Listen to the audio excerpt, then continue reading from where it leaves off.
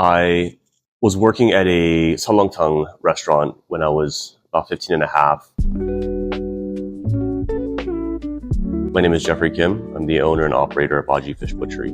I needed a second job, so I started working as a food runner at a sushi restaurant that was definitely more geared towards college students. A friend of mine who was the head chef at the time needed a sushi chef to help out for the day.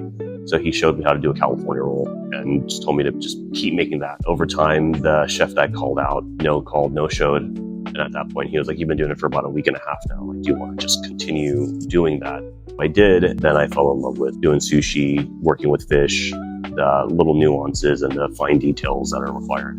I was born in Koreatown and I grew up in San Fernando Valley, a neighborhood called Canoga Park, predominantly Hispanic neighborhood. When I was a kid, my mom would make like bulgogi quesadillas, kalbi tacos, and so I was like, this is good. Oh, it's so good. Korean food oddly pairs really, really well with Mexican food. I don't know why, but it does. Like, none of the seasonings are similar, except for like garlic and stuff like that. The fermentation of Korean food and like the spices and seasoning of Mexican food just feels perfect. I was having a conversation with my cousin, maybe I want to open a food truck and do like Korean Mexican fusion. And this was like 2010. And then literally within a month, there was like this explosion of Korean Mexican fusion. And I was like, who the hell was eavesdropping at the cafe when I was talking? Like, I'm glad that people enjoy it because I thought it was kind of weird as a kid. It gives me an opportunity to go out and eat it. So I'm happy with that. Cooking was always something that I did as a child, not because it was a passion, but it was more so out of necessity. I grew up with a single mom and I had a younger brother. My grandma would come and take care of us when she could, but there are times that she wasn't able to. And so it was my responsibility to make sure that I fed my younger brother and myself. Every year, my grandma, my mom, my aunts, they'd all get together and they make kimchi in New Year's. And that kimchi would basically last us for the rest of the year. I always was around cooking and fermenting. That just was kind of a part of me at that point. Then when I took it on as a professional, I need to really immerse myself in the cooking, reading books, doing research, going out to eat at restaurants, talking with other chefs, and seeing what their perspective and their philosophy of cooking is. My main philosophy to Aji is the education aspect. A lot of people know butcheries as meat-driven. Fish is something that people are a little bit intimidated by, and I want people to be able to be more familiarized and comfortable around it. People say, I don't like fishy fish, but you're eating fish, right? So it's gonna taste like fish when you go to a steakhouse. You're not gonna say, I wanna eat beef, but I don't wanna have beefy beef. Like, that doesn't make sense. Being able to educate people in that regard is important. Fresh, in my opinion, is just the beginning of the journey of what the fish can do. And with a little bit of help, you can really bring out the subtle nuances and the different characteristics of the fish. The common question that sushi chefs get asked is, where can I get sushi grade fish? Especially in Oregon, a lot of people are directed towards Wajimaya. Though they have a lot of fish there, if you want something specific, you're not guaranteed that that's what's going to be available for you there. Because it's a grocery store, you are now going through multiple layers of people in order to get to that product. In the restaurant level, you are working with your rep, who then works the broker. And so you kind of get your pick of the litter. I want to be able to provide that product for people. And the aging aspect is, I think that fish needs time to mature. I want it to be able to bring a higher quality product and amplify the flavors and the characteristics of it, be able to provide that for people to enjoy at home. Fish fabrication and breakdown is crucial to sushi because you're working with fish all the time. The first step is being able to fillet the fish. Over time, you start to notice the nuances of that simple cut that came in first or that final cut before you break the ribs. You can see all of that progression through the fillet once you take it off the bone. The fascination of any little movement in the micro movements could make the difference between having a clean cut of fish or a essentially botched fish. With dry aging fish, I do use a technique called tsukibiki. It's a traditional method in sushi where you use your knife and you cut the scales just above the skin. The skin doesn't get punctured, but you're able to cut off the scales in sheets. When you use a scaler, you have these divots left over where the scales would sit on. Those pockets could contain moisture in it. Dry aging is to be able to pull out the moisture. By doing that, you have a smooth surface to work with. I like to take the fins off, gill it, gut it, clean out all the blood, then I'll hang it in a temperatured environment. Depending on the fish and the fat content, it'll change between 3 days to 14 to 21 days. If somebody wants a piece of salmon, for example, that they want to cook, I'll even push it further to about 35 days, just so that it gets a little bit more flavor to it, so it can hold up to the almost like smoky barbecue essence you get from doing like live fire. Making sure that I'm timing all of my prep accordingly. Some projects take longer than others, so getting those started and having them finish in the background while I work on the shorter term projects while it gets closer to opening time. I feel that's pretty common in restaurant practices, is to kind of organize that prep out a little bit. Depending on what fish comes in or what the prep looks like, I'll just have to adjust what time I come in. I really enjoy making the salmon sausages. It's such a unique dish. There's not many fish sausages out there. Even myself personally, I've enjoyed pork and beef sausage a lot. It's a very challenging preparation for me. Being able to work with different ingredients, push my limits and my knowledge, making sausages, learning the different techniques, different curing processes, the ratios of what the ingredients are going to be needed depending on how much fat content the fish has. Working with a challenging project is definitely something that I enjoy.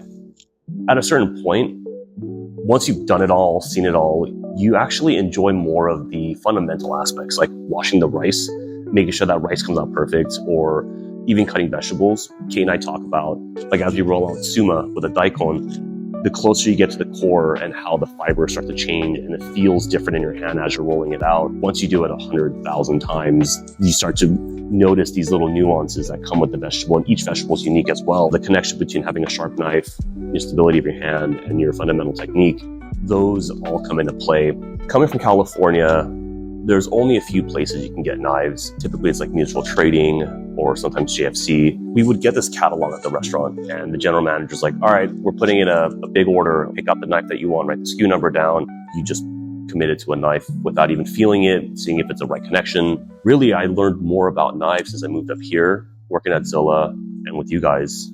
You guys have been able to really open my eyes to different types of knives. I've always been in the mentality of the heavier the knife, the bigger the knife, the better. As my career progressed, I've learned that is very inaccurate and that sometimes the lighter knives are more comfortable to work with and they can get the job done as long as you're not misusing or mishandling the knife. Especially working with you guys, being able to meet the makers like Yu Kurosaki or Yoshimi Kato-san. The knives that I use is not just a knife that I like, but there's a relationship there. For you guys to be able to provide that service for us and to be able to have the education you guys have to educate the people that are using it, it's crucial. And I think that it really gives us a deeper appreciation for the tools that we have. I'm not big on New Year's resolutions or anything of that nature. There are things that I needed to work on. And one of those is being negative or being too hard on myself. Once I have that thought where I'm like, oh, well, I should have done this. And then I'm laying in bed, can't go to sleep, pissed off now.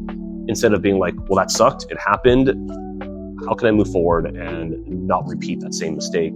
That and really going to the gym. For the last couple of years, I've really enjoyed going to the gym. It's easy in the restaurant industry to get caught up in like just industry life, right? You get off of work, you go out and drink, eat late nights, and then you're back at it again where you're hungover, you're tired. Once in a while, I think it's okay and it's fun to do that. I mean, a lot of what we do is customer service. And so sometimes it's nice to just kind of put your earbuds in and then go to the gym or read a book or what have you and just kind of disconnect for a little bit so you can energize yourself. You give so much to the guests. Being able to have that time for yourself is important. And getting older, to make sure that you're being healthy, you're making better decisions about what you're eating, trying to get the most sleep as you can, because as you get older, you just get less and less sleep. Lifting weights and pushing yourself physically also is a good way to whether start your day or end your day. Once you get something really hard out of the way in your day, everything else is a little bit more manageable. And it also naturally will encourage you to like want to get better sleep. It wants you to be less stressed. It's going to want you to eat better. The mental space and the physical space really go hand in hand. And once one is working towards being healthy, then the other kind of follows suit. Trying to have a healthy body and healthy mind. That's probably the best way that I've learned to try to manage my stress. Having someone eat a piece of fish that they are terrified of and then loving it, whether that's at the restaurant level or during the butchery. I've had people who are very skeptical about what dry aging fish is, getting a bowl after asking a lot of questions so that they feel confident, then I would like to buy a piece of fish, and then being like, what should I get today? And I'm like, I think that one. They're like, done, let's do it. That kind of relationship is awesome. It's actually a family. They brought the 2 young daughters in. Over time, I got them to be able to enjoy saba. Saba is one of that really strong, pungent fish that most adults don't like, but they love it now. Once you develop that trust with the guest, they will then be basically willing to try anything you put in front of them. That takes a lot because sometimes you might put something in your mouth and be like, I don't ever need to do that again. Something that I want customers to take away with this is to not be intimidated by fish. Fish is abundant, just like land animals and everything else. Western culture is definitely more focused towards like game meats, chickens, beef, pork, elk. Fish is something that more often than not, people will opt out of. People feel like it's harder to cook. And it's not. You just skin side down, let it go, don't touch it, leave it alone, come back to it and check on it to make sure it's nice and brown on one side and give it a little flip on the other and you're good to go. It's actually very straightforward, and I want people to not only be comfortable with it, but also understand that fresh fish doesn't necessarily mean best fish. Trying that out and comparing the two, side by side, just compare them, just try them, see the differences between them, and then make your own decision. For this over this, give it a shot and just be open-minded. Oh, cool. It took me a second. I was like, what are we doing here? Thank you. And boom.